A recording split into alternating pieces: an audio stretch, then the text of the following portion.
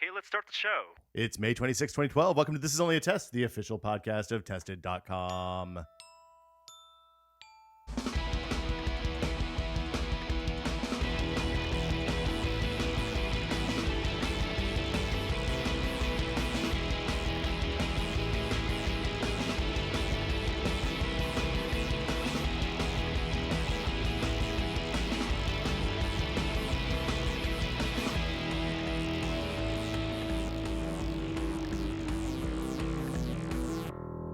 I'm Will Smith. Joining me, as always, Norman Chan. How you doing, Norm? Doing great.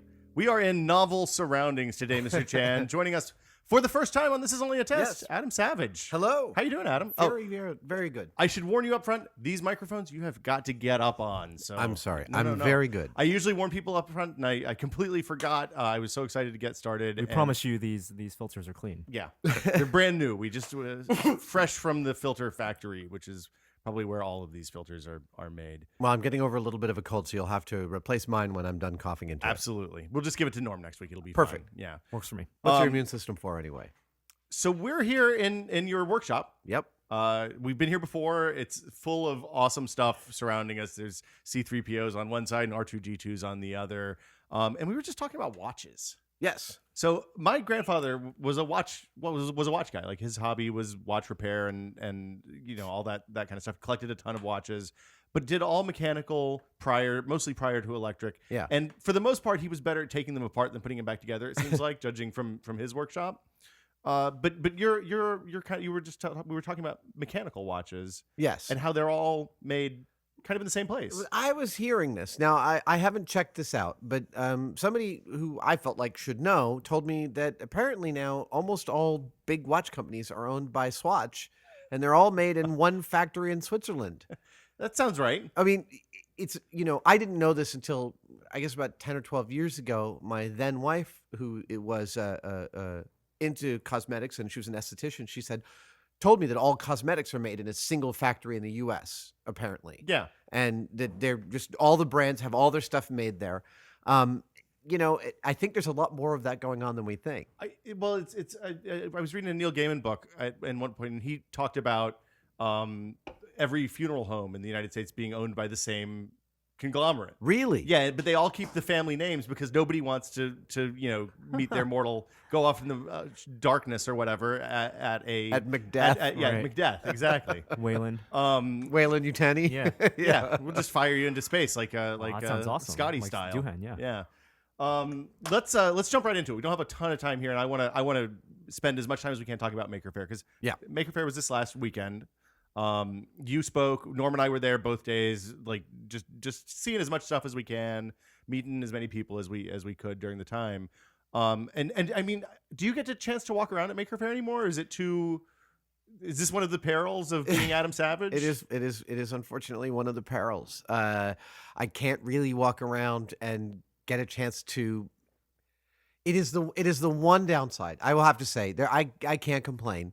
But it is the one downside, like browsing hardware stores is something that I can't really do anymore. And browsing Maker Faire absolutely is, it can be quite difficult. I can imagine it would get a little hairy. But yeah. So Norm, I mean, if you want, one of the things we can do is go down some of the projects that we got to see that were I think we hit the real high points this year. I mean, the fact is actually so much of what's going on at Maker Faire is stuff that's so inside my wheelhouse that I'm actually familiar with the work. I know the people who are doing it. I see the stuff that they're doing, and I'm keeping tabs on it. Excellent. Let's start with Wally. Yeah, Wally is the place to That start. seems so awesome. So at the end of the big Fiesta Hall where you spoke, they had every year there's the Astromech group. They make the R2-D2s. Yes. And you're just saying earlier that you were a member of the Astromech group. Well, actually, way back when the Astromech group, the R2-D2 Builders Club started, I think somewhere in like 98, 99. And I latched on really quite early, and I think I'm allowed to say this. I provided them with some critical measurements of R2-D2. Oh, cool. Because I was in a position to actually hold a ruler up to the real thing. And eventually built my own R2-D2 from scratch. Took me about 5 or 6 years to do it. And so, I was familiar that there was a splinter group. I mean, there's several splinters. There's a C-3PO builders group. There's a R5-D4 builders group. There's the Zonk droid. I mean, all these different droids have their own group. But I was very familiar with the fact that there was a Wally builders group doing some really impressive work. So the point of having a group is because these people collaborate. Not only each person may specializes in a certain type of production, and they go on production runs. So at a certain point, when they figured out all the size and schematics, they'll say, okay, I'm going to make a certain number of domes, and people can chip in and then share cooperatively, because it's more efficient. Scale makes everything cheaper and a little bit easier. Right? Not only that, but it also it has so many benefits, and it ended up being the sort of central theme for me of Maker Faire this year. Was 3 different kids asked me, what can I do to get resources, given that I'm just a kid, and I kept on saying, find other kids. Because the community is everything. The R2D2 Builders Club, R2D2's little light on his helmet, the blue glowing one, on his dome. There's 3 of them, and they're reading lamps from a late '70s Vickers Viscount airplane. And these parts were something that ILM must have bought. The studio bought a bin of and used in a bunch of Star Wars places. You can see them on Han Solo's. You can see them on his cockpit dashboard. Yeah, it's the little conical dome one. You see it does pop up everywhere. So, and somebody found this guy, John Sherrill from the R2D2 Builders Club, managed to call some air yard in England that had 60 of them. And he bought them and sold them at cost to the R2D2 Builders Club. I managed to get three originals. Oh, that's awesome. For that kind of thing, is the goal then to build an R2D2 the way ILM did it back then, or to enhance its functionality for something like Maker Faire? This is actually very interesting because it is an ongoing debate. There are 2 schools of thought, and people sort of naturally accrete to what they feel is the right place.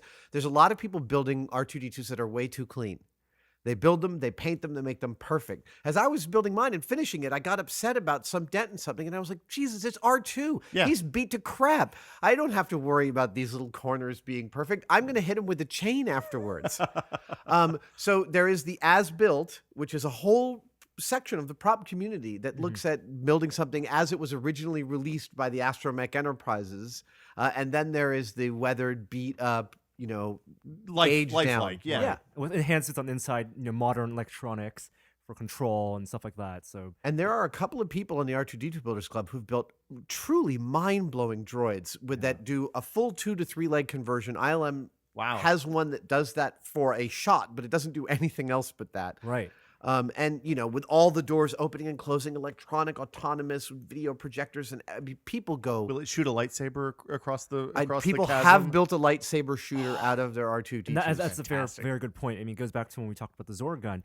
When Hollywood is making props to shoot movies, they make multiple versions for different shots. Yeah. But if someone's just making one at home, they have to either choose which version they want to make or somehow combine them all. It is funny being a member of the R2D2 Builders Club and the Replica Prop Forum.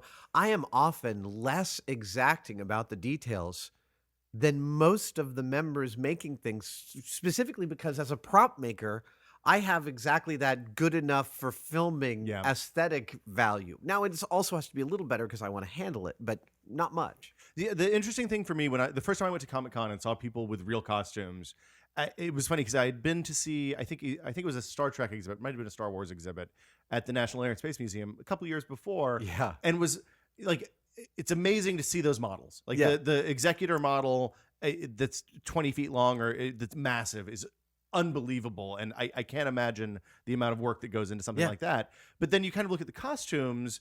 And the costumes, as a kid growing up with Kenner toys, the costumes were a little bit of a bummer. Like the Chewbacca suit was pretty rad, but the Stormtrooper costumes and the Boba Fett costume weren't armor. I was expecting armor, and they didn't really look like armor. No. They look kind of. It's quite shocking when you see real movie props up close. They're often really beat up. One of my favorite guns from District 9 was the one, the whoosh gun, that he broke out with. And my friend Greg Broadmoor, who designed it, was telling me that was intended to be a medical scanner. And at the last moment, they turned it into a weapon, and it was barely held together by spit and gum and hot glue. And he doesn't even think the original's anywhere anymore. It doesn't exist practically. So let's go back to Wally. Sorry, Wally. Oh, yes, Wally. Tangents are a thing on our podcast. Let's loop back up and.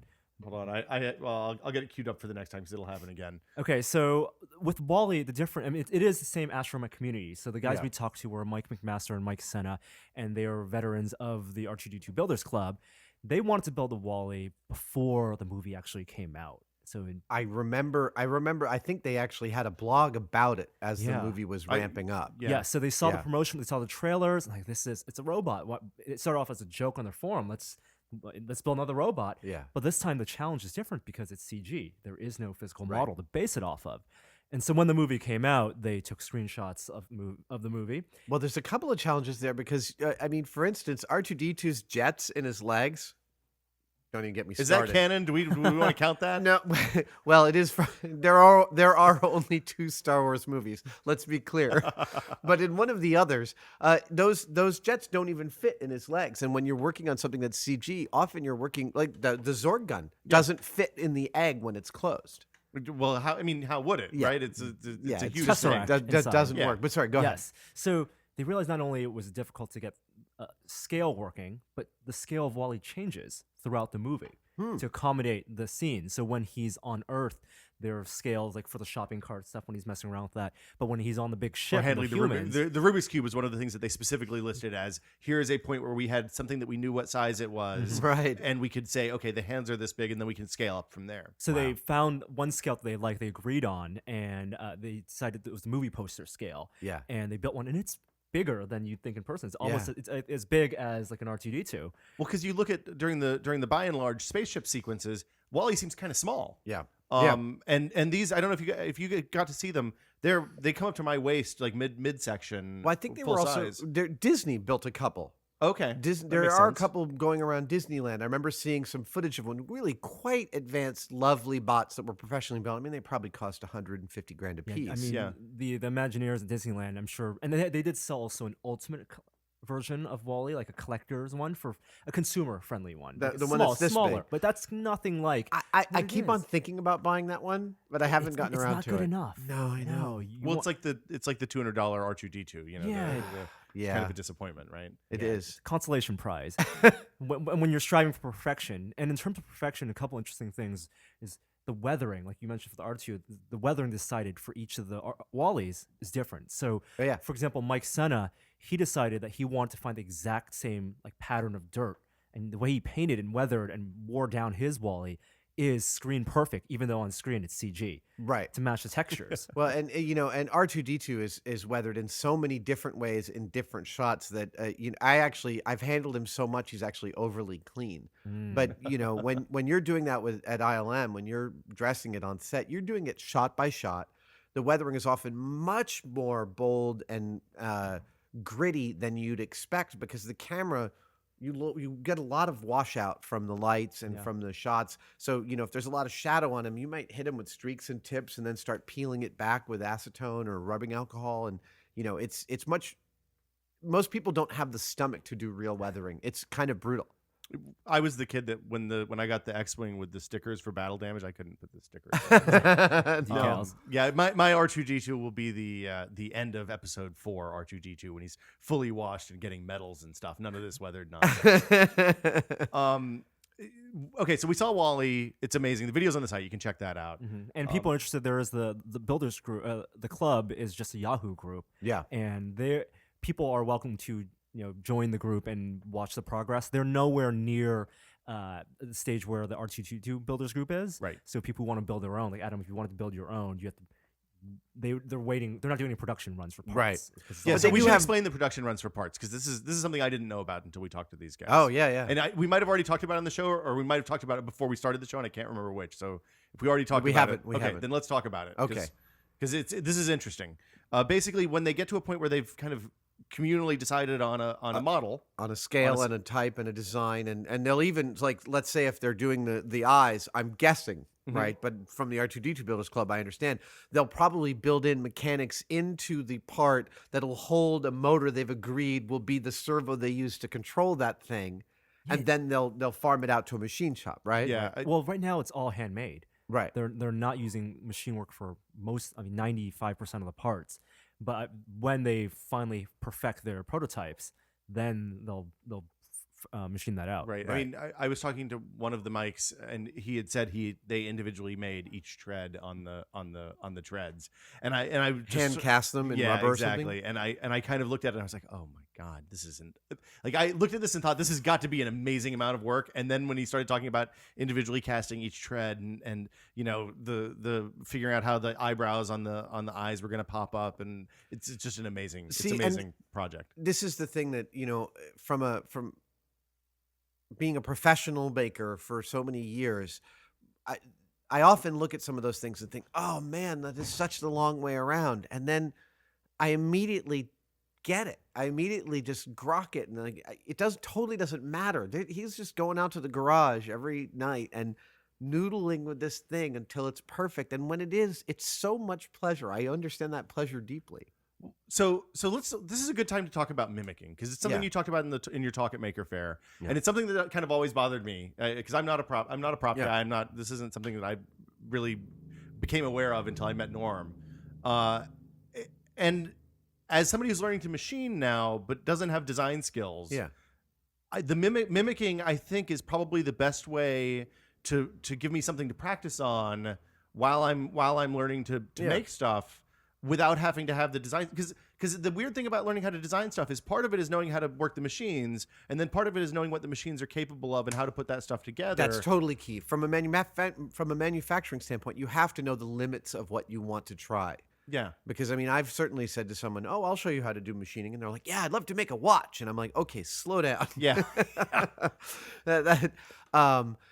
To me, it's funny that you bring up the design thing, because I totally get that. And I have become a much better designer by copying other people's designs and learning about what they were thinking by doing them. And in fact, I mean, God, when I was a young sculptor, it took me a couple of years of imitating Giger to get him out of my system to a certain extent, because his aesthetic is so strong.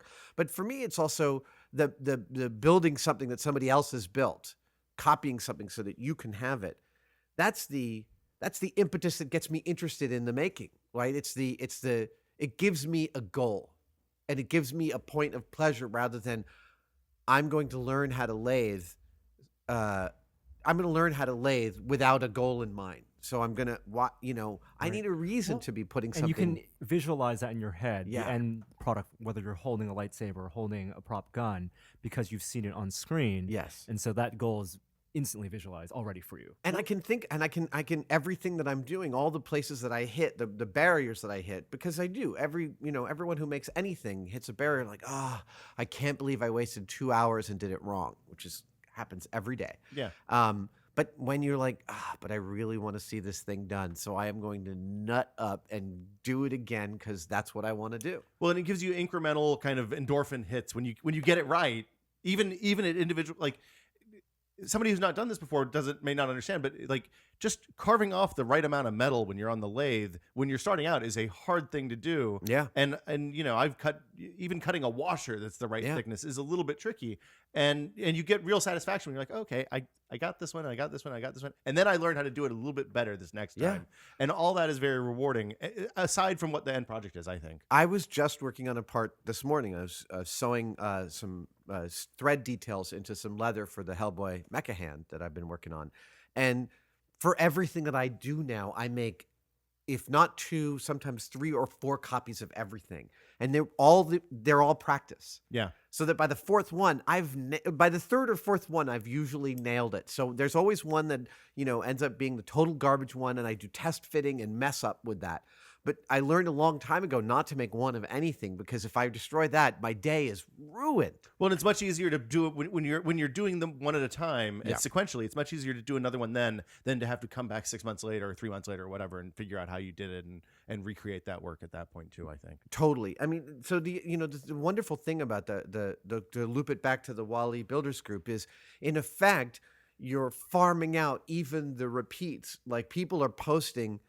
There's very few secrets. I mean, anyone who's trying to hold secrets on either the R2 group or the Wally group or the replica prop forum ends up, there are people that keep some things close to the vest because they would like to sell their mechanisms or make a little money, and no one begrudges them that. Right. But when people show up and say, look at this great thing I did, but buzz off, I'm not going to tell you how I did it, they tend to get ostracized by the community because that's totally against the ethic. And I really agree with that. I really like how everyone shares their screw-ups and shares pictures of how they're doing it, especially when you see all these pictures of these Wallies being built in people's living rooms and backyards from all over the world. It's pretty amazing stuff. So your Wally's on the site now.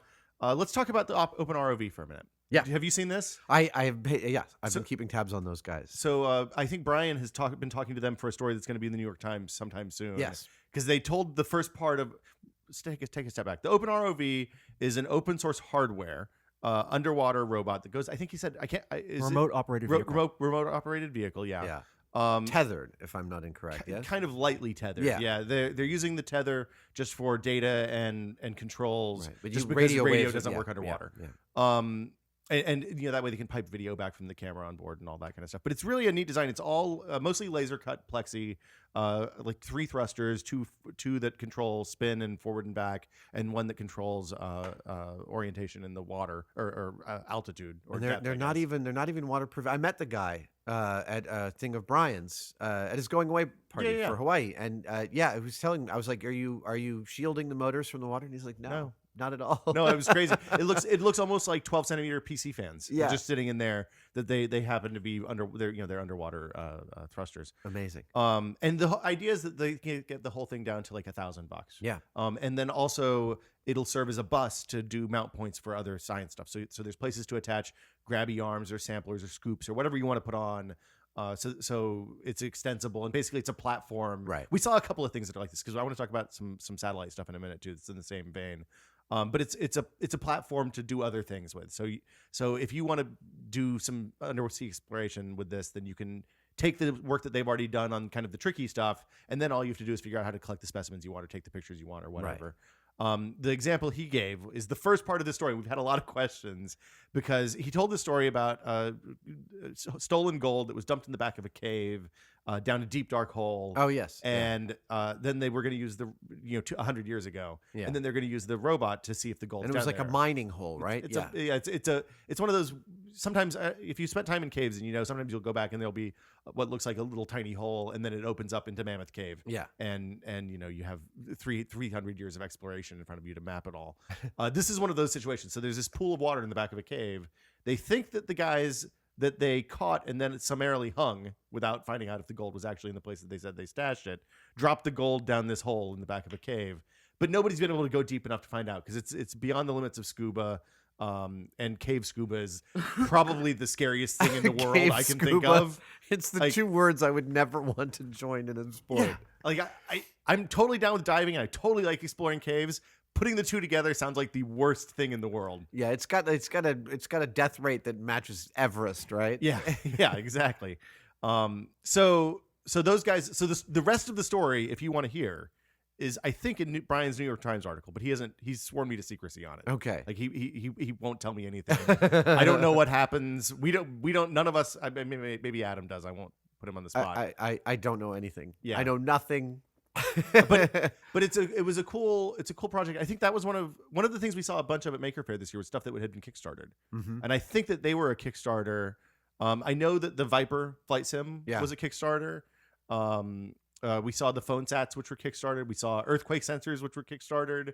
We saw it was interesting walking around Maker Faire this year because in previous years it's kind of samey. The last few years, there's been a lot of kind of the same high profile things. The Mousetrap's always there, and the R2 Builders Club's always there, and the Tesla guys are always there. This year, we saw a lot more new stuff, and I'm not sure whether we've just kind of reached a critical point in making, or if Kickstarter's helping, or if there's something else that I haven't considered. Well, I get the idea that the community building is just becoming more sophisticated. There's an argument that you could make that Kickstarter is merely a more advanced way of operating a group like the R2D2 Builders Club. That's right. People are investing in what they want out of the project while other people are doing research. Now, I mean, within the R2D2 Builders Club, it becomes much more factionalized because not everyone can afford a full set of aluminum parts when they get machined, and things can get expensive, and there are other less expensive ways to do things. But that is an expensive hobby, I would think. Again, it can be and it can't be. There was someone on the Replica Prop Forum who just built a full R2D2 out of foam from floor mats, and it's gorgeous. Yeah. It's a lovely piece. He has every right to be really proud of it. But again, I think that the way that Kickstarter is so community based, and in general, the ethic seems to be a low point of entry. Yeah. With gradated rewards for however much you want to invest. I've got 3 or 4 Kickstarter projects that I've invested in. I'm really excited about, and the way they update, the way you see their working process, it feels very much like something that I've been doing for almost 14 years online, except it's much more sophisticated. Well, they do the hard part of collecting money and figuring out how to distribute that stuff and making sure that if it doesn't hit the goals that they say they want, then they can go back and you don't have to actually pay. But also, prototyping is much easier now than before. I mean, if you look at any of the Kickstarters and the behind-the-scenes videos, in almost all of them, you see a MakerBot in the background. Yeah.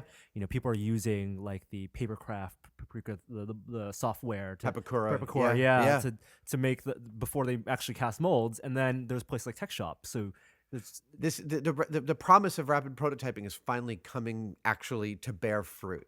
Well, for people who don't have $300,000 to put in a CNC mill in there. Oh yeah, I just did on one of my props. I hooked up with a guy in Europe who does really good 3D drawing. So he drew them, made a small private account on Shapeways.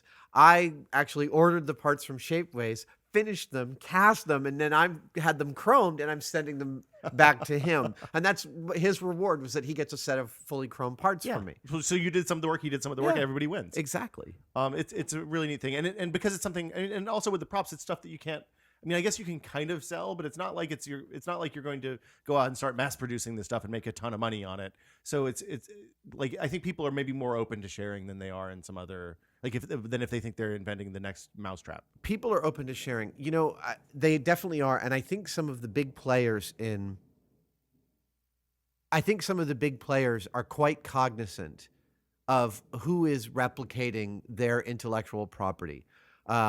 Lucasfilm, I believe, and I don't know this for sure, but I'm pretty positive that Lucasfilm knows everything that's going on with people replicating their stuff. Yeah. And all they're interested in is if someone's starting to make a bunch of dough, they want to shut it down. But for the most part, if you're like vacuum forming your own Stormtrooper armor and selling it for a few $100, no one's making money on that. Yeah. That is just doing it for the love, and that is brand building, and they are really smart about allowing that, as opposed to Mattel and their Barbie shutting down everything. It's the same with the video game industry too, and people making replica guns from video games. I mean, it's no one's making money off that, but it gives people goal. And there's so many Master Chief armors out there. Exactly, the Master Chief armors, the Mass Effect stuff, all these guns. It's the same thing. I saw an Isaac from Dead Space when we were at Maker Faire, which I hadn't seen before, which is a really kind of cool. It's kind of steampunky looking. Yeah. It's got the square bars across the front of the mask and lights lit up in the back and all that. It turned out really good. I was toying with the idea of going to Comic-Con this year, of one of my costumes being Gordon Freeman. Oh, that would be great. Because you could do. Yeah, I could totally do it. But the incognito part might not work for you. But you got a crowbar. Yeah, exactly. Crowbar and an HEV suit. Why not? Well, it's out there now, so I'm not sure if you can do it, but that would be awesome. Someone wants to hook me up with a good Gordon Freeman costume. I haven't actually done any research on them, but that would be perfect. So another one of the groups that we saw at Maker Faire, and this is another one of those situations where a small group of people got together and all kind of worked together on one project, was the Viper Simulator. That was really cool. It's amazing. I actually did. I went past that and got to see what they were doing a little bit. It was beautiful. Yeah, those guys had a lot of questions. And when you say those guys, you really mean kids. They're teenagers. They're 5 friends from middle school and high school. The oldest, I think, is 17 years old, a senior in high school. And the project started off with they've been makers for years, so they've built things for Maker Faire. Last year they built a fire-breathing dragon, and they did the rock band. They did a rock band, fire-breathing rock band thing a few years ago. So amazing. Yeah, they went. One of them went to the Air and Space Museum in DC and saw a simulator there, a flight sim, and just said, "It looks cool, but I want to do it better. And when you say flight sim, you don't mean Flight Sim 2000.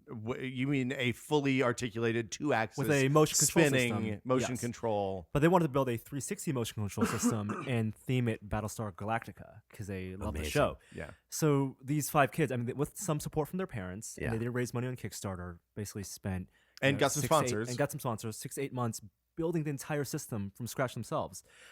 They bought the fuselage from a plane from a junkyard, relatively cheap, and then they had help welding the motion control frame, but all the design work, everything was done by these kids. See, this is a place where, I mean, every now and then people will complain that, the internet hasn't done anything except encroach on the profits of large media companies. And it is in places like this where these kids, they have one talent, which is making. They have another talent, which is learning new things about the things they want to make.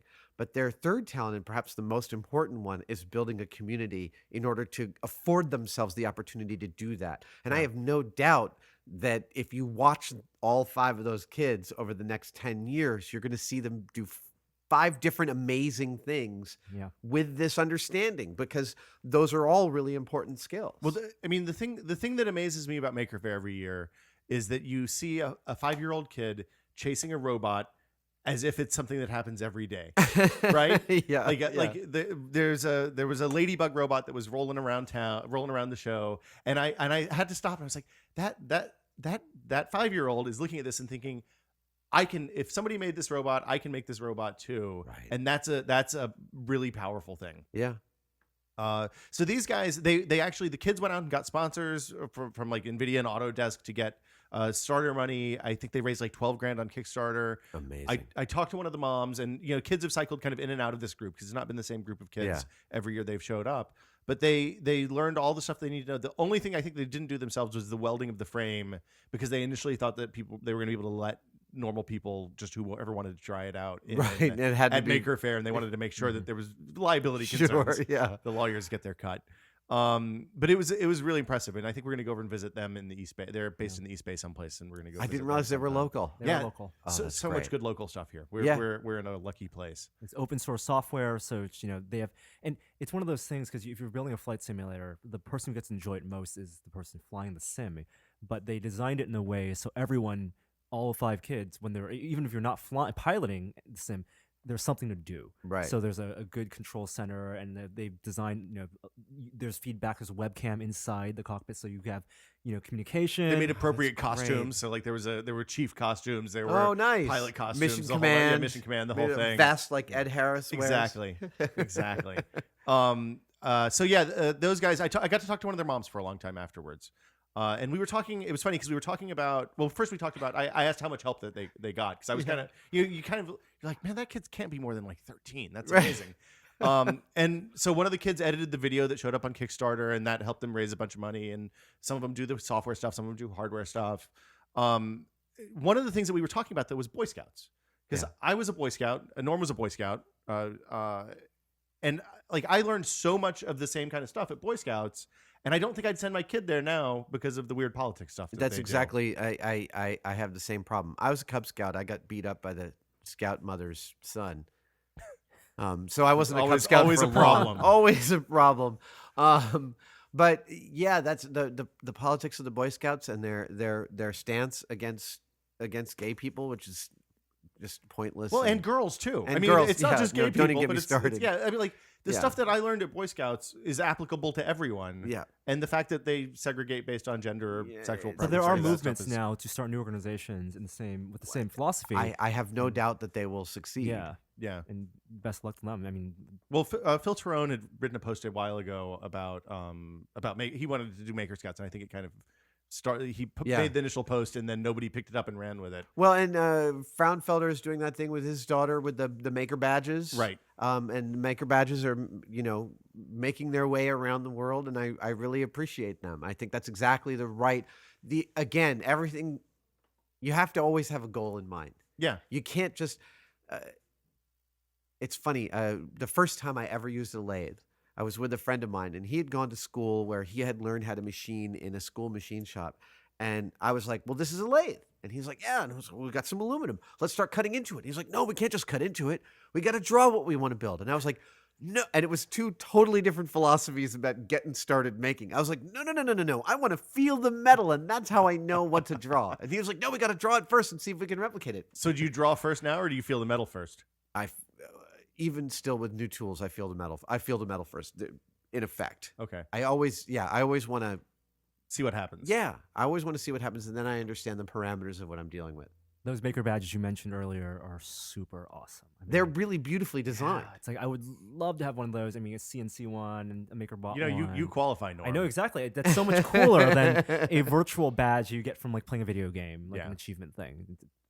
Well, the achievements have come on. The whole gamification thing, the Jane McGonigal thing, has come up in the last few years as a way to engage everyone. You know, give them achievements but if you were in Boy Scouts, we know we had achievements. Like those were badges. It's a really well established thing. It's nothing. And everybody knew what it meant. Yeah. Well, and it also serves to break up a lot of information. A lot of it's almost like a user's guide to life in a lot of ways. Right. And it breaks it up into manageable chunks so that a 12-year-old can get something out of it on a day-to-day basis. I think it's a really good idea. I want to talk to you about Maker Scouts and stuff like that at some point in the future. But let's. I'm all the way there. I'm already hook, line, and sinker with the Excellent. idea. Okay. Tinker Scouts, Maker Scouts, whatever we want to them. call it. Yeah. I'm reminded of Gaver Tully's beautiful TED Talk, 10 Dangerous Things You Should Let Your Kid Do. Oh, awesome. Which is wonderful. And if you haven't seen it, you should look it up. I mean, one of the first ones is set something on fire. And I was like, of course, he's totally right. And when I took my kids camping, you know, we drove this terrifying route of fire roads into the middle of nowhere where, you know, my Land Cruiser's like at 30-degree tilt and my kids are freaking out. But we spent like, you know, 12 hours in front of this fire pit that we made, setting stuff on fire. And it's like, it's super primordial. And he's totally right.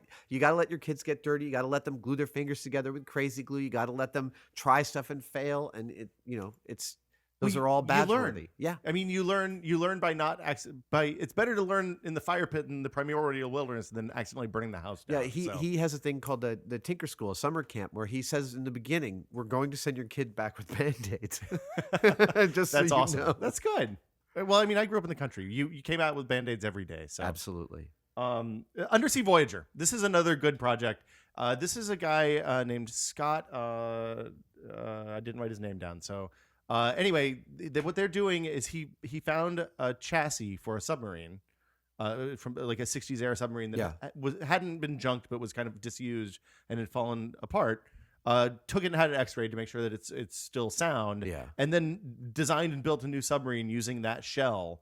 It's like he says it's a 2-man submarine. He described it as a 1.5-man submarine and said you kind of had to be intimately familiar with if you were going to get in there with like two me people. And Peter Dinklage. Yeah. Well, no, it's more kind of an Adam and Gary situation from Saturday Night Live. You know right. You're kind of straddling the other person in a way that two grown men may not be entirely comfortable with. Okay.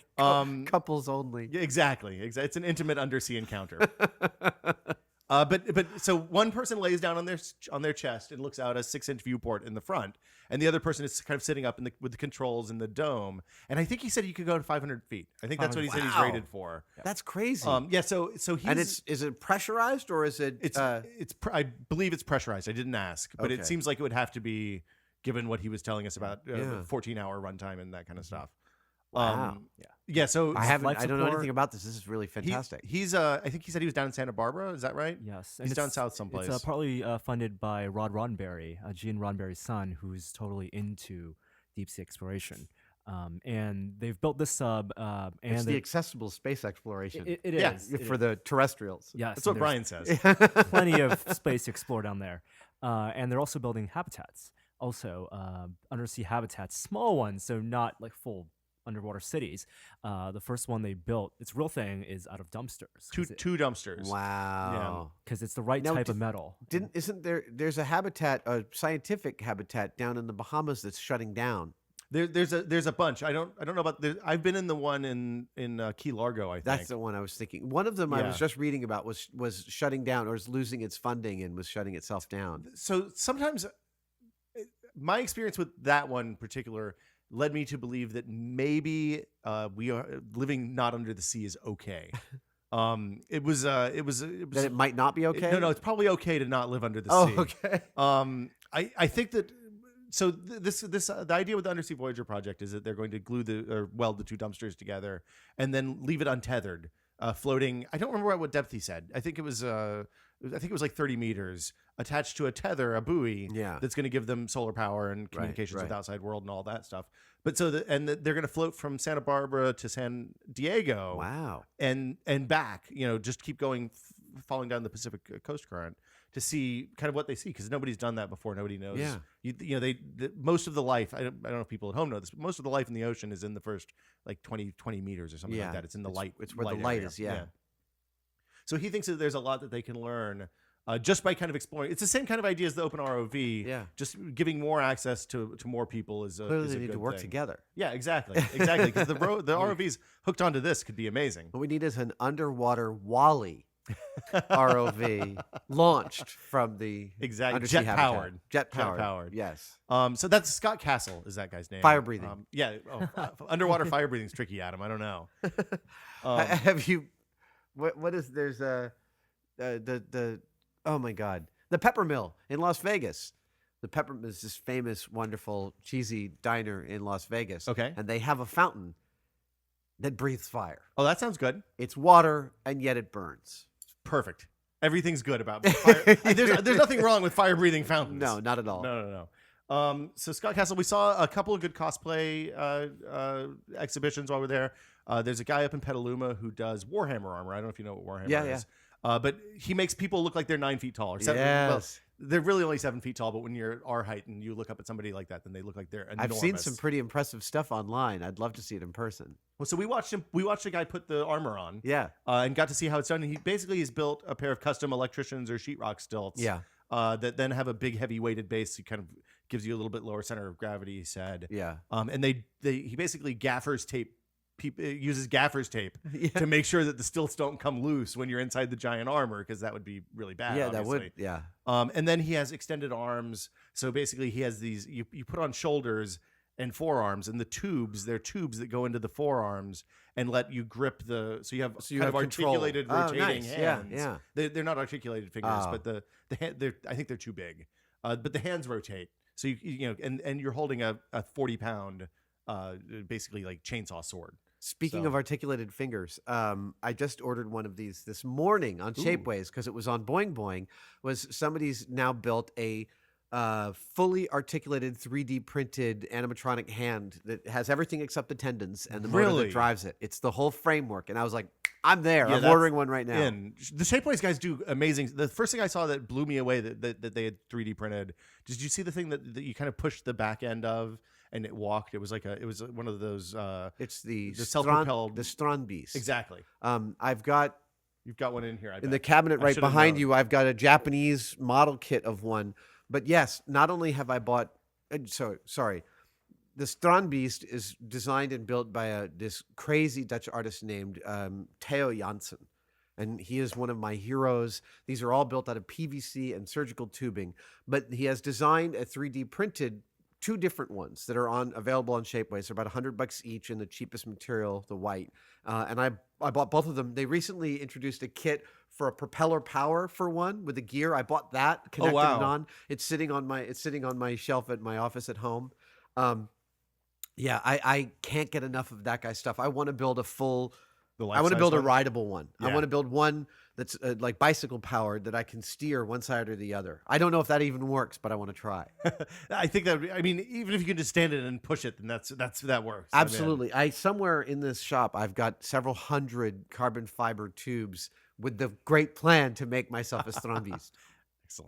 Excellent. Let's see. What else do we see? We saw the phone sats. I don't know if you've heard about those guys. They were in Make a few months ago.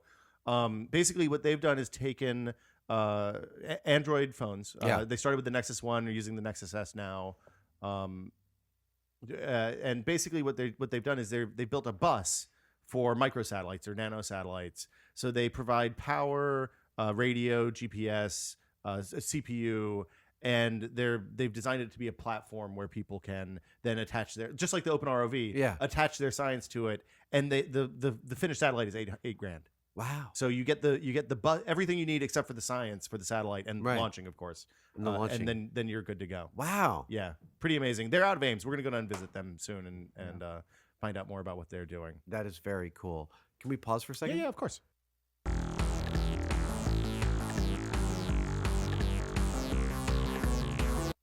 And we're back. Hello. Hello. I'm here with Adam and Norm. Hi, guys. Hey. Let's see what else we talked about. The phone sets. I think that's the kind of the high point. I mean, there's a lot of cool art stuff. We got to see, of course, the Coke Zero fountain, and I didn't realize it. I thought they used Coke Zero for the Mentos fountain because of the aspartame or something in the beverage. No. But it's just so it's not sticky. Yeah. Well, actually, sorry. When we did tests on MythBusters, I should have known.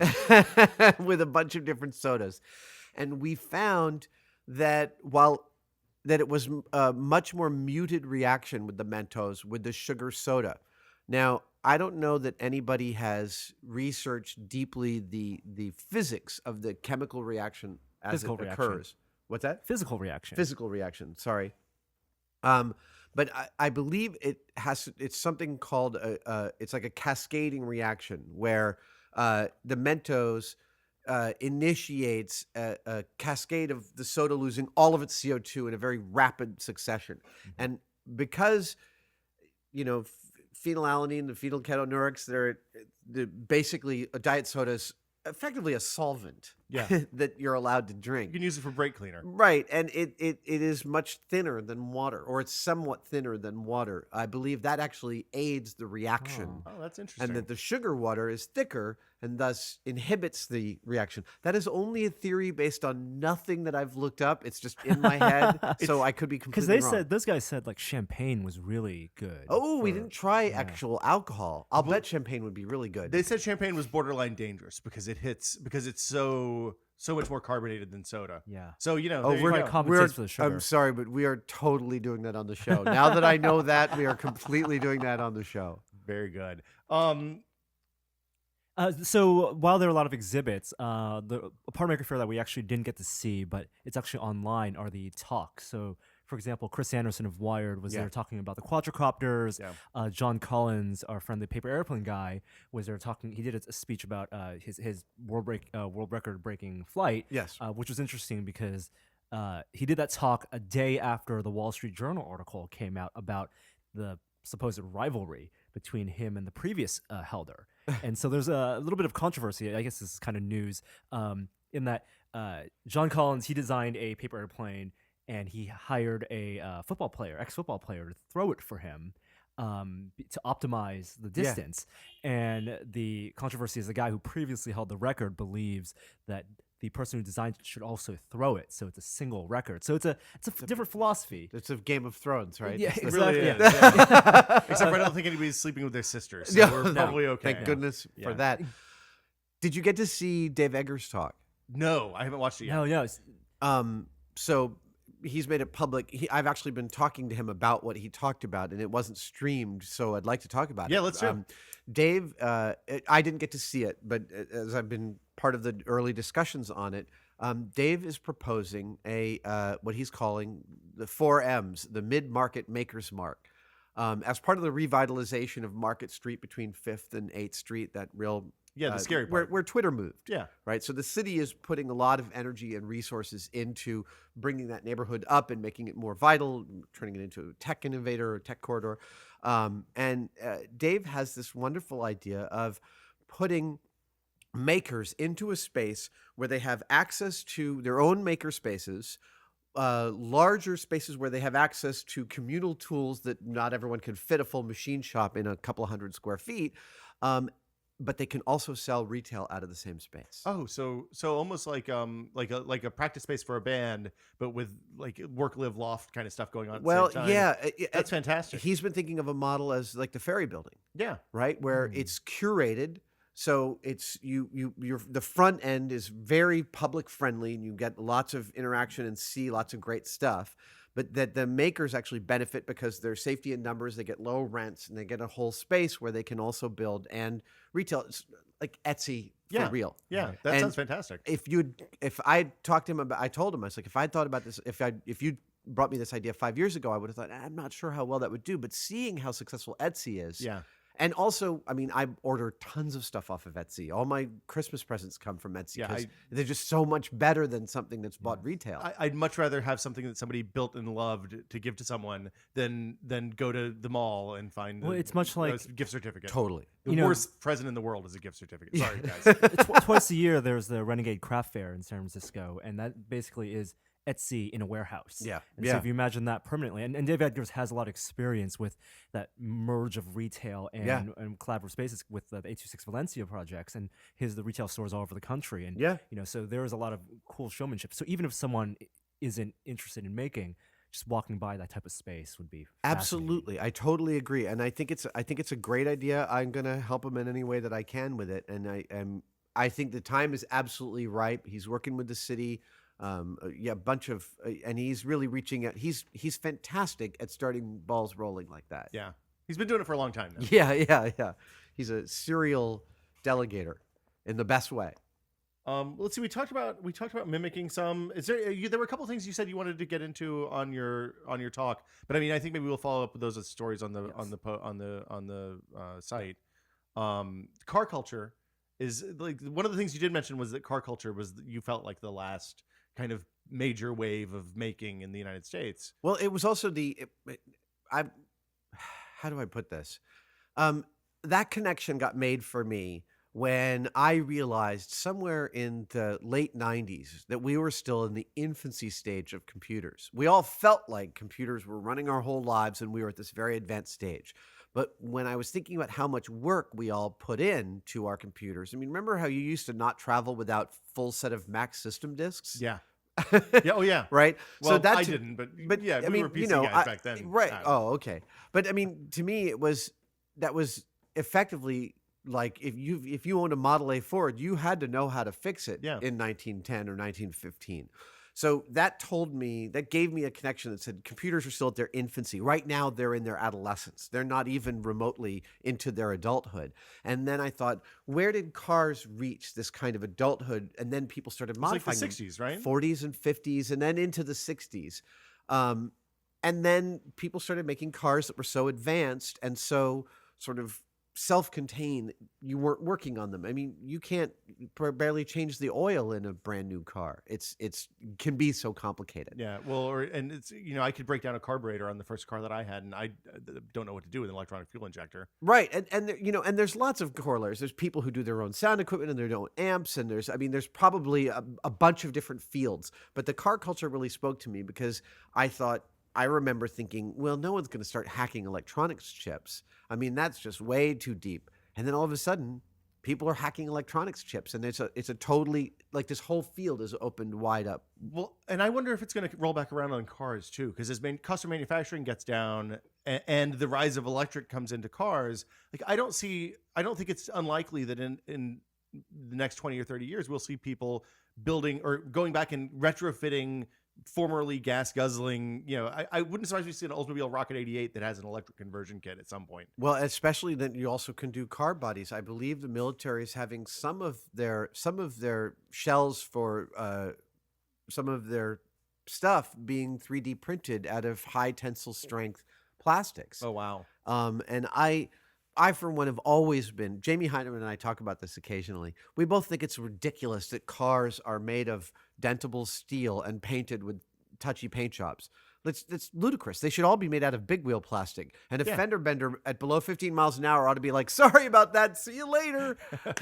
Bumper cars on the freeway? Yes. I got into a stupid fender bender the other day. And, I'm insured, so it's no big deal. No one was hurt. But for Christ's sake, several $1,000s will be spent fixing the scratches on 3 bumpers. Yeah. That's stupid. Yeah. It is absolutely ridiculous. The car analogy is something we always used when we were at Max. So Norm and I started out Norm started out PC Gamer, but that's a different story. We worked at Maximum PC together, and Maximum PC was something we always kind of pitched to people as, the hot rod computer enthusiast, the equivalent of hot rod cars, exactly, as cars as to shade tree mechanics. Maximum PC is to computers. So we've kind of seen that, and that's something that has been around for a long time. But then you see the rise of Arduino and stuff like that, and the ability and the fact that the iPhone with a whole bunch of sensors and a pretty good computing power and a nice screen turns hardware problems into software problems in a lot of cases. Well, plus, I think with car culture, you had this. The ideas were very easily communicable in things like magazines, yeah. and even on TV shows. When you get to the computer culture, Maximum PC, you have you're buying components and you're putting them together in different arrangements. So there's a lot of discussion about that. Then there's overclocking and the cooling and all the stuff people do with that.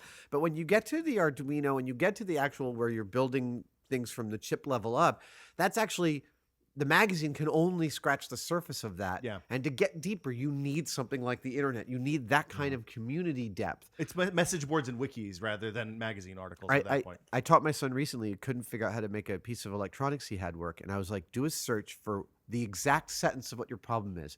I can't get the guitar to work on this. And then add forum to your search. Yeah. Bang! It's like a whole world of other people helping you solve exactly the same problem that you had. Worst case, you'll find a list of other people who have the exact same problem. They may not have solutions. Yes. But no, it's amazing in that regard. Let's see anything else? Okay, other stuff that happened this week that's interesting. Unless we have more, if there's any more Maker Faire stuff, I'm open. Table is open. I just love that it keeps getting bigger every year. It's, I mean, I love those guys. It speaks so deeply to me.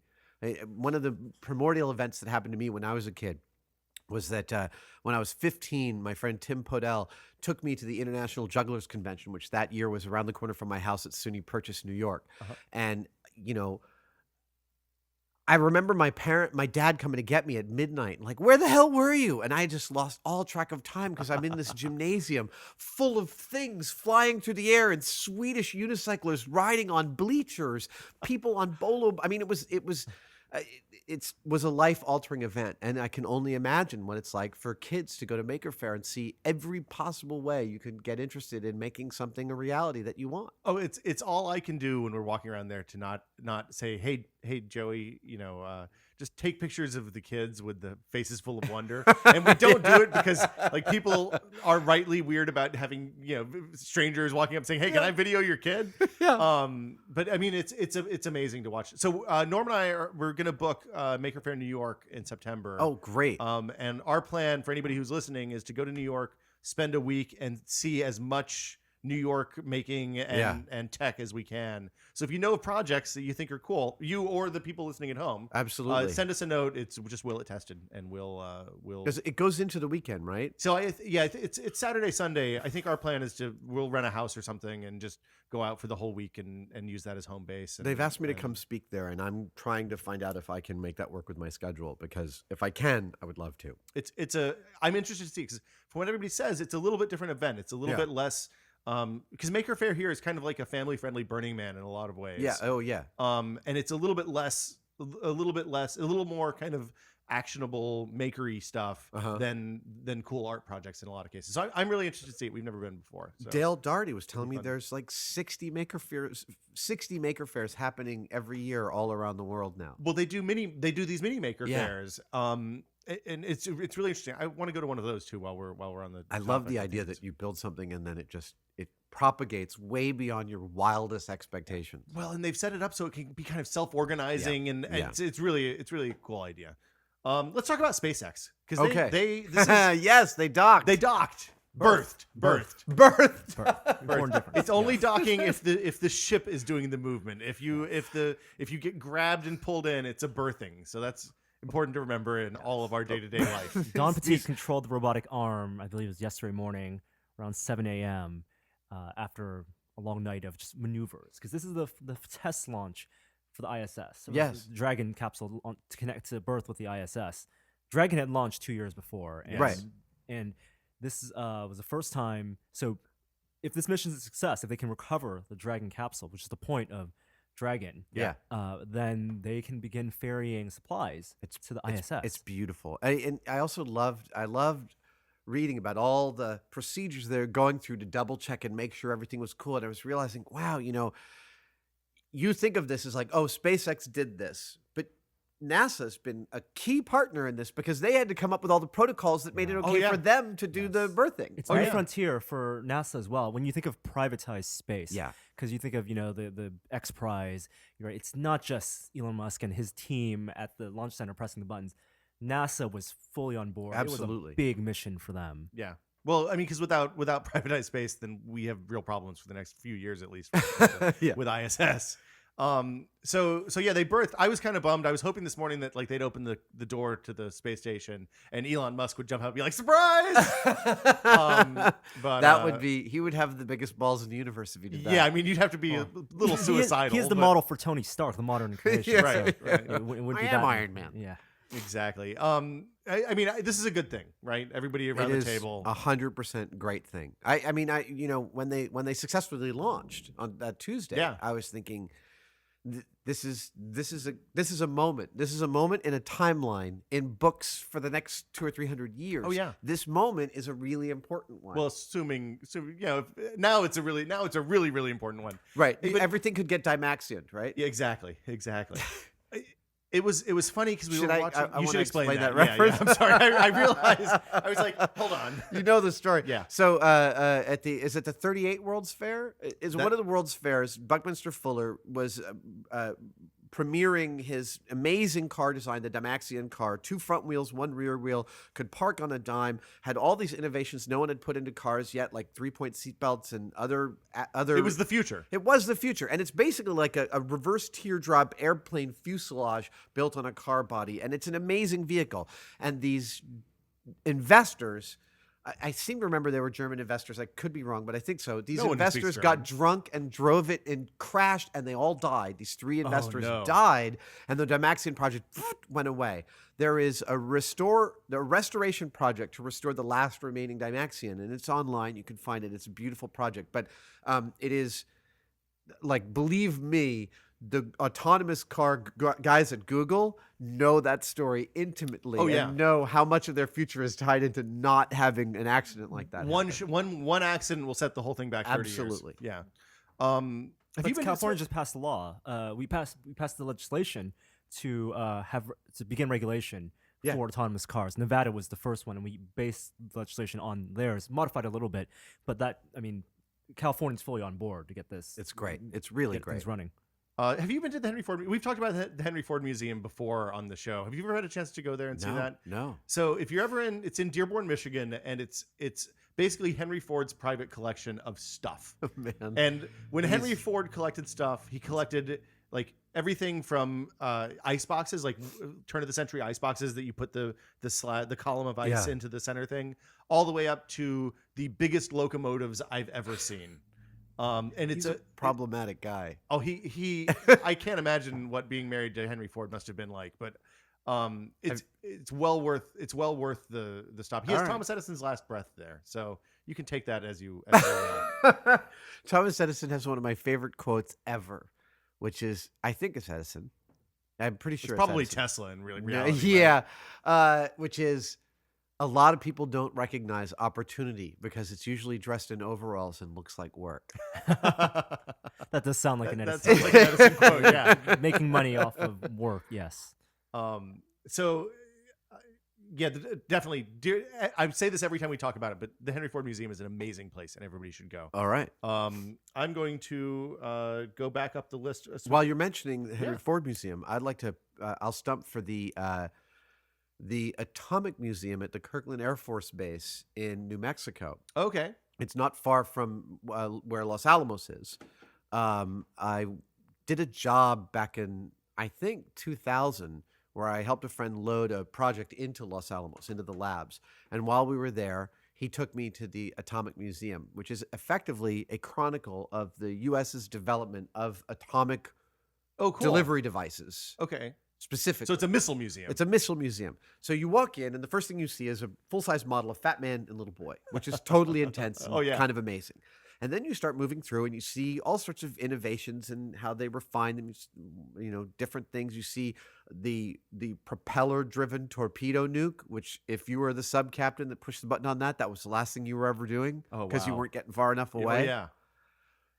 Right. So the expression on your face is something that happens to you about 20 minutes in. So at first you're like laughing. You're thinking, "Wow, this is kind of amazing." Then you get towards the end. You see the Minuteman with 10 or 12 warheads, each of them this big, and like 10 or 100 times the power. That size, right? Yes, and you get this feeling, and I remember my friend Dan was walking me through, and at a certain point, we just got really quiet as we walked. I said, "Dan," and he was like, "I know." And we finished outside. There's a huge flying fortress bomber, the B-17, yeah, the B-17, or the B-52. And he said, if this museum was in every major city, we'd have a lot less of discussing to do about nuclear disarmament. Yeah, and what dawns on you is how much genius.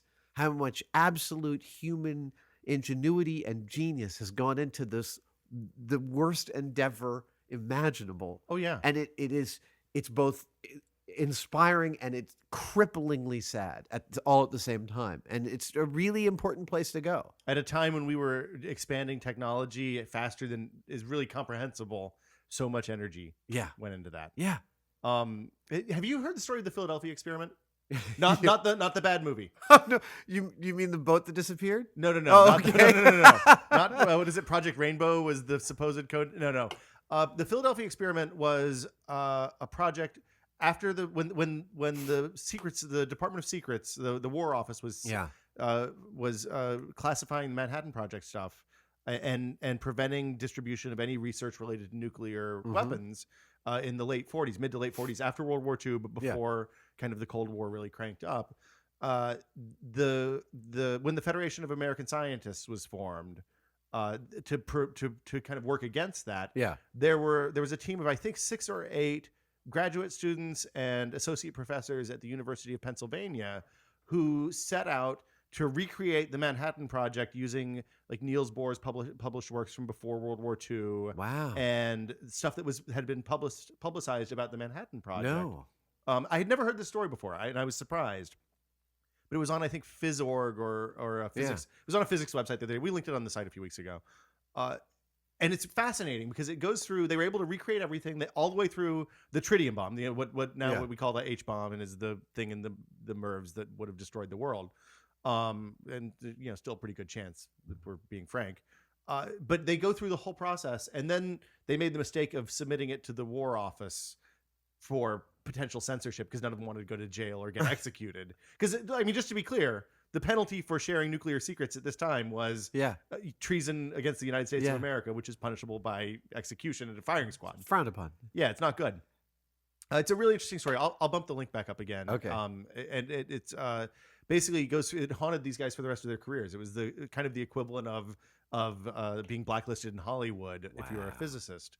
And they ended up not even publishing the book until 3 or 4 years after everyone had already figured it out through other means. But they were well ahead of the curve and illustrated how difficult it is, how impossible it is to kind of keep science secret. Yes. Once people knew that you could set off a nuclear bomb, it was just a matter of going back and looking at the same stuff that everybody read in the 30s, and then figuring out that you could do it was the hard part. Absolutely. So. And then there's also there is a guy who's self-publishes a book on the Trinity test. Okay. On how they built the bomb, how they built the explosives to compact the circular, perfectly round, and how they cast it. I mean, the level of detail is kind of insane. I own a copy of it. I've read it. It's amazing. But apparently, just ordering it puts you on a list. Oh, good. Yeah. Good to know. A couple other quick hits before we sign off for the day. Mm-hmm. It's the Golden Gate Bridge's anniversary, 75 years. Yes. Are either of you going to go to the festivities? I mean, I know it's going to be a mob scene down there. Way too crowded. Yeah. It seems terrifying. Yes. No. But it is. It's a miracle of engineering. I've read extensively about the Golden Gate Bridge, and it's a magnificent thing. Just the fact that in 75 years ago, so 37. Yeah, math is hard. It's a 2-mile span, which doesn't seem like a ton if you don't think about it and think about what kind of what technology was like pre-World War II. It is a massive distance. They did it in a very short period of time. I think it was 4 years construction time. Yeah. It always amazes me, and but on the other hand, we have another amazing bridge in San Francisco too. The Bay Bridge. Because the Bay Bridge is astounding. The Bay Bridge is it's 2 different bridges. It's one of the only double span suspension bridges in the world. I love riding the Bay Bridge and seeing the the lights describe the catenary curve yeah. as you're driving. The artifacts of seeing that at night, driving up the middle lane. Oh yeah. Well, there's that project going on right now. And I think there was a talk at Maker Faire about that, the Bay Bridge Light Project. I didn't know about funding this. to put lights on the bridge, and you can have all sorts of crazy, cool effects. They want to put along the basically lines. smart LEDs on the vertical wires. Oh, beautiful. So they can make it, do raindrops and patterns and all sorts of different cool stuff. I got a tour of the new span. Oh, really? Yes. Oh man. Wow. Which is, I might be able to work out. You guys, absolutely. We should talk yes. offline. Okay, let's talk offline. It's really an amazing project. I got to speak to a bunch of the engineers, and what they're doing there it's quite remarkable. It is really innovative and amazing, and Because it's a cantilever design, right? it's a cantilever design. More than that, it's the only one ever designed where it's a single cable. Oh, It's a single cable that runs from an endpoint up to the tower, down to the roadbed, around, back up to the tower, and back to Really? terminate. Yes, and it's not running straight in any of those dimensions because it goes from the roadbed in and it goes in. So in every way, it is like a brand new type of bridge design. Yeah, Well, it's amazing. It's really cool because not that there's anything wrong with the east span of the Bay Bridge before, but the east span of the Bay Bridge wasn't the sexiest bridge in the world. No, it was not. And I think now we actually have something that's kind of worthy of the west span, which is what everybody always thinks of. And it's funny because you see people who don't live in San Francisco, if you don't see the color, a lot of people I think see the Bay Bridge and think, oh, that's the Golden Gate Bridge, right, from a distance, or absolutely. silhouettes or whatever. So yeah, 75th anniversary of the Golden Gate this week. And luckily, they're not going to make the same mistake they did in the 50th anniversary. What did they do in the 50th anniversary? In the 50th anniversary, they closed down the bridge and let everyone walk onto the bridge. Oh wow! Now, the bridge is meant for a certain amount of loading.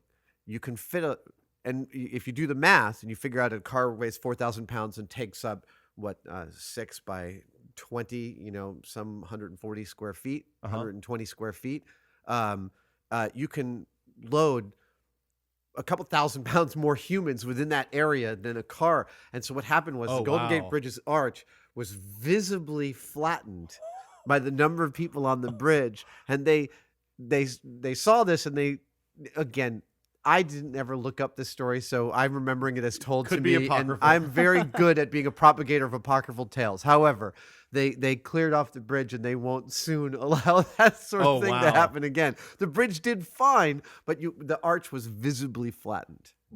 Well, I mean, that kind of stuff happens. It happens a surprising amount because there's the story about the guy who rode the horse out on the bridge, and this is another one of those possibly apocryphal tales, but it started as a resonance thing. And, the resonant frequencies. This seems like something you guys would have probably talked about. At some we point. did.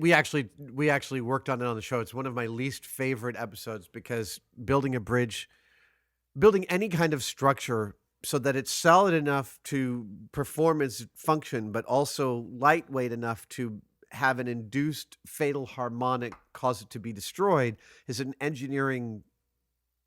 a very difficult engineering challenge. However, the box truss system that is what the Golden Gate Bridge has held up are pretty well insulated against fatal harmonics that defeated the Tacoma Narrows in that famous footage you see of the Tacoma Narrows rocking the to bendy bridge. Yeah. And, there's talk that the Millennium Bridge in London had the same thing. It didn't quite. The Millennium Bridge had a slightly different sort of thing. It was never in danger of failing. But what happened is when a bunch of people got on the bridge and started vibrating it, the bridge started moving. And with a structure like that, when you start to try and not make it move, you're actually working to make it move more. And so people are in danger of being physically ill, not from the bridge failing. But I can't even remember what the original thing we were talking about was. Hold on. Oh, the apocryphal tale of the guy on the horseback. Yes. On the Golden Gate, supposedly? I don't think it was on the Golden Gate. I think it was on. It's just one of the things that grew up when I was a kid growing up back east. You see a lot of. Anytime there's a bridge larger than the 50s era 2-lane country, with the concrete pillars on the side, they frequently have no horses signs. In London, there's a famous bridge that says soldiers must break step when walking on this bridge, because that's where it supposedly occurred. Is soldiers marching in step cause a fatal harmonic. But I don't think that it's a realist. Absolutely, we know you can induce a fatal harmonic to certain structures, but I don't think that's a real common thing. problem. No. When you got a tour of the New Bay Bridge, the new spans, you get to go to the top. And get a good view. I actually, you know what? I have some panoramics that I'll put up. I'll give you right now, and you can put them awesome. up. We'll stitch them together because I took some panoramas from the top that are amazing. Photography from the top of bridges is awesome and amazing, and it brings to mind those Russian kids. You heard of the skywalking? Yes. I couldn't watch the video. I got about. Yeah, when they reached out over the edge and swung out, I mean, you could tell they were being incredibly careful. Because explain the video first. Yeah, so there's a new phenomenon for risky. Don't do this at home. Please do don't not do this at home. It's an evolution of people climbing up skyscrapers and just going beyond restricted areas to take photos of their feet dangling off of tall buildings, get the great cityscape. But in Russia, they take it one step further and shoot video of themselves climbing bridges still in construction. The very top, they're not wearing any harnesses. There's nothing. They're wearing just tennis shoes and a backpack and a hoodie, and they are literally, like you said, dangling off the side of the bridges. Oh my god! And taking photos of themselves. Well, it makes it worse because they were using. I think it looked like they were using GoPros, so they were on like these crazy fisheye lenses, and it made everything look much scarier. But when they swing out over the edge of the crane, and he maintains a 3-point connection the whole time. No thanks, I'm good. I'm not. Yeah, it's the video. Do you saw the video of the guy climbing to work on top of the 2,500-foot radio tower? I can do that one. I watched that one. That one was intense. Sorry, it's the point at which he gets to the end of the ladder and he's got to let go, unclip, and move 90 degrees to get to the other ladder. Yeah, that's the point at which my balls were tragged. I got to think at that point on his way up to work every day, he curses the person who designed that tower. That's exactly. I was thinking 90 degrees. Why would you do that? Who? Yeah. The other one is I thought, why not just base jump to get home? Because honestly, climbing up sucks. Climbing down's got to be worse. Well, but climbing down, I mean, climbing up has got to be exhausting. I mean, I don't know. A normal person couldn't just get out and go to work and do that. It's physically store energy bars up in the top. And just to be clear, when I said I could do that, I meant I could watch the video, not climb the tower. But the Ukrainian guys, I couldn't watch. That video was intense. It was hard to watch. Back when I first moved to San Francisco, before 9/11, when this sort of thing would get you shot, the Bay Guardian actually printed a guide to climbing to the top of the towers of the Golden Gate Bridge. They gave advice as to the best place to start, the best time of day. Oh wow! And I had a couple of friends that did it. Oh wow! I never got up the nerve to even remotely try it. No, I'm not an. It turned amazingly enough, and you may be surprised to know I am not an adrenaline junkie. I know what they feel like. I have done many things that adrenaline junkies enjoy doing. I don't want more. Don't seek it out. No. My favorite thing about the Golden Gate is that when I was the first time I actually walked across the span, because I lived here for a while before I actually went out and did the walk. 'Cause I'm a little scared of heights. I don't like being up in high places particularly. But the maintenance guys had one of the columns open, and there's these tiny little elevators inside there. So you can you know it's a one-man, I guess 1930s 1940s era elevator. That I think I'd rather walk up the wire as somebody who doesn't like heights. Oh, you're claustrophobic? No, too? not at all. But I think that would probably make me claustrophobic. Oh, wow. So it was real small. No, I wouldn't mind that. The smallest part of those towers, which are all cellularly constructed, right, so that they distribute their load. The smallest parts of those towers were so large that the steel company that they ordered the steel from had to build a new factory just to put them together. The smallest pieces were like 55 feet long. Oh, wow. New train cars had to be built to transport them out here. That's crazy. Yeah. Last thing on the list. Oh, two more things. Norm and I went to see Photo Booth SF the other day. Isn't it great? Oh, it's amazing. So we saw you tweet about this. Yes. And you had your photo taken at the EG conference. Yes. There's a place in San Francisco, and we shot a video there. So this video will be online about a week from now. It's beautiful, this place. Yes. We don't want to spoil too much of it, but it is the only portrait studio in the world that still shoots portraits in this technique called tintype. Now, to be clear, there are a lot of enthusiasts out there who shoot tintypes. I actually have met several of them since I've been gushing to everyone who will listen about how great Photo Booth is. But yes, they've built a business model, and you can go in. It's not a long exposure like the old-timey ones where you have to sit with a neck collar and hold still. They're actually using strobes, but they're shooting on a 4x5 camera, so they have this very shallow depth of field. The camera sees heavily into the type of emulsion they use, which is very, period correct, sees heavily into the infrared range. So you're often like, I'm super UV blotchy. rather. UV, sorry. Yeah, it's You're right. it's UV and blue, he said. Apologies. Yes. So I have many more freckles than than I normally do. Yeah, we got our portraits taken there. My God, those are amazing. It's great. I'm not going to show the camera because we'll have this video on the site. That's such a Norm, tease. you're such a tease. Got to do the showmanship. Norm's always responsible for this. I like to just put it What's out there. amazing to me, though, is that both of those guys there are. I've had my portrait taken by each of them, one by Polaroid and one by the tintype, and I have to say they're both genius portrait photographers. Oh, yeah. I mean, it's not the photos look amazing, but their choice of the moment to take the picture and is. I'm really kind of blown away by it. Like I can't. Like I love the technology, I love the idea, but I also got a stump for the fact that they're genuinely brilliant photographers. I mean, Norm and I both had our pictures taken a bunch, and Michael just says, "Sit down, relax. Just don't worry about smiling or making, don't just make your face." Incredible. And it's one of those things where, unlike film, and we'll get this in the video, you only get the one chance. There's no reproducing the image.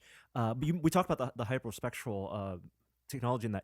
So when it's capturing UV and you said your freckles show up, that's why in pictures from portraits from Everyone the 1800s, looks so everyone blotchy. looks so Or dirty. Yeah. It's not that people were actually dirtier back then. It was Well, maybe not necessarily. right. I mean, Yes. It looked We just don't like know. us, but it was a consequence of the technology of the photography. It's amazing. I also I ordered a 16x20 print of my portrait. Their price for that is less than $100. Oh, that's bananas.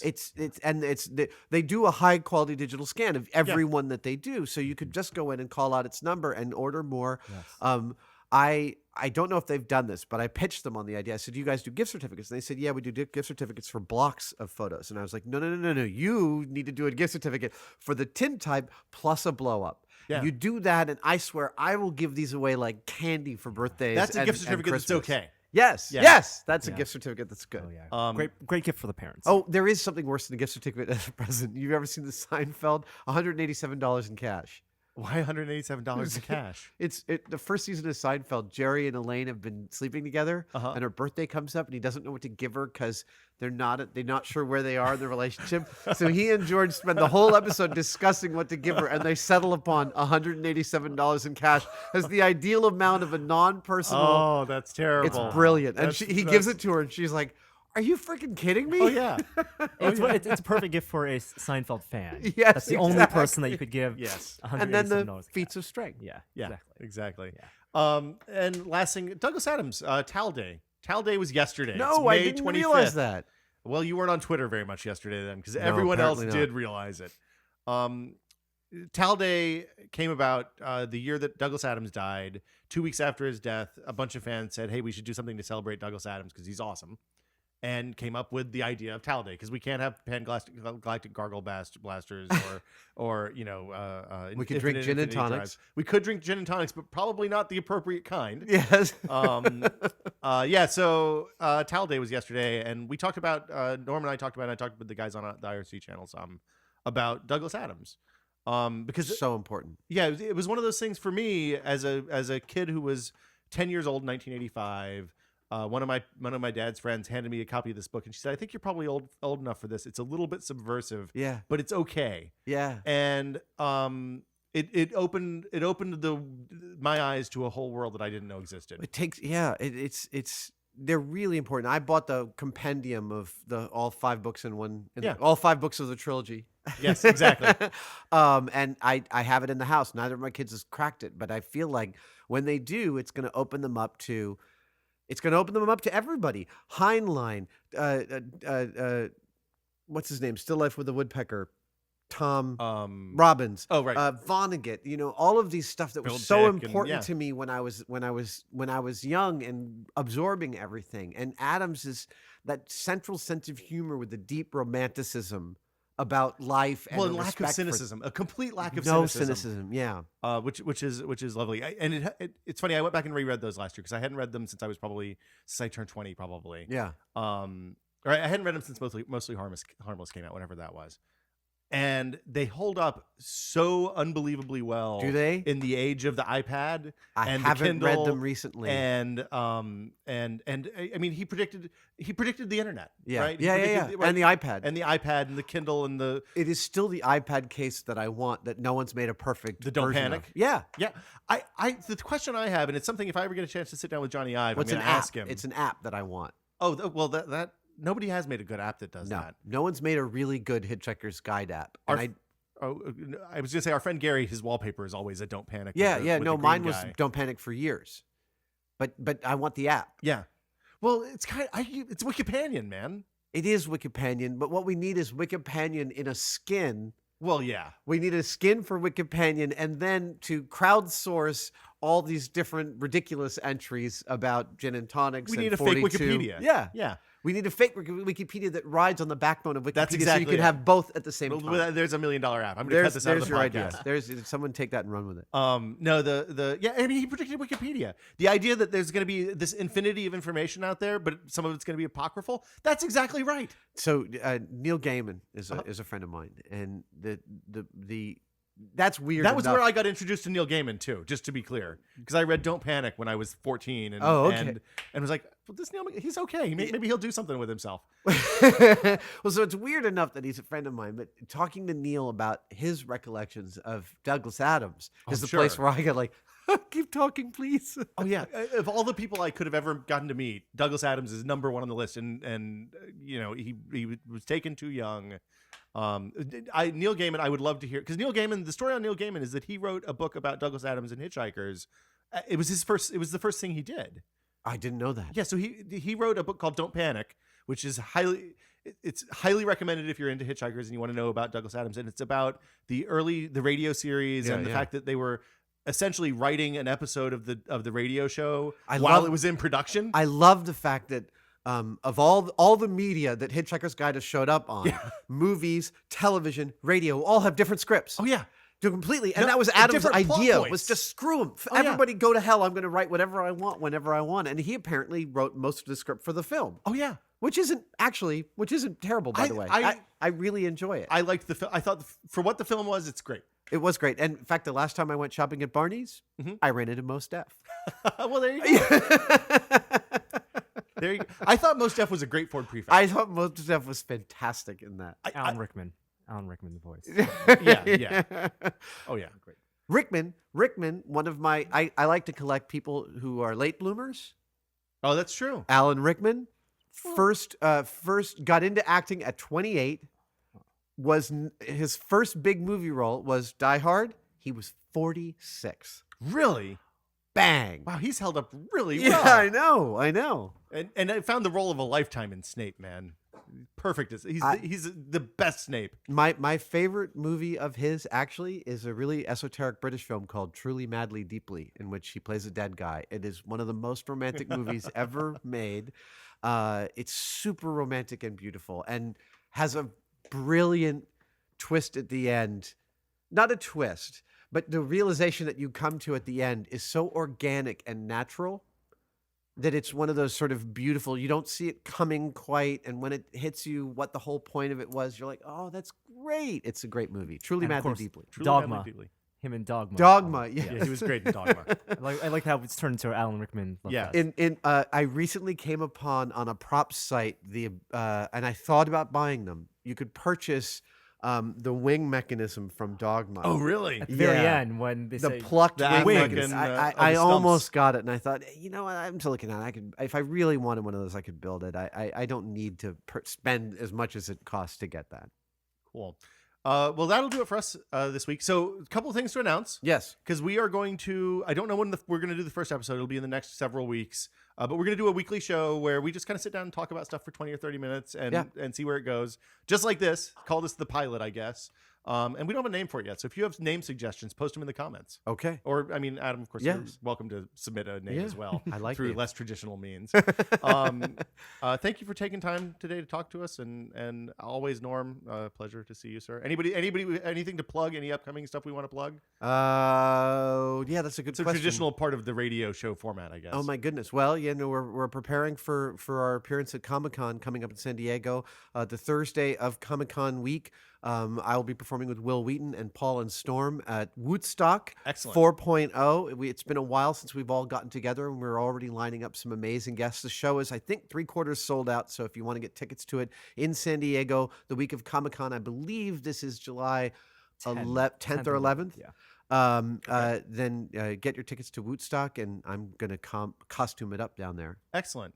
And we'll have, of course, more stuff on Tested every day. Excellent. Tintype's coming up late this week. We have more of the Maker Faire videos going Oh, up. you should post my. I'll send you my Tintype too. Yes, And- that would be great. Excellent. Yeah. And we also have we'll have the Mecha Hand. Yes. We'll have That your you video allude of the to. Mecha Hand. Yes, excellent. From Hellboy That'll be up this great. week as well. So we'll see you guys next week. Until then, I'm Will, Norm, Adam, And I'm Adam. bye guys. Bye. Hi there. I didn't see you.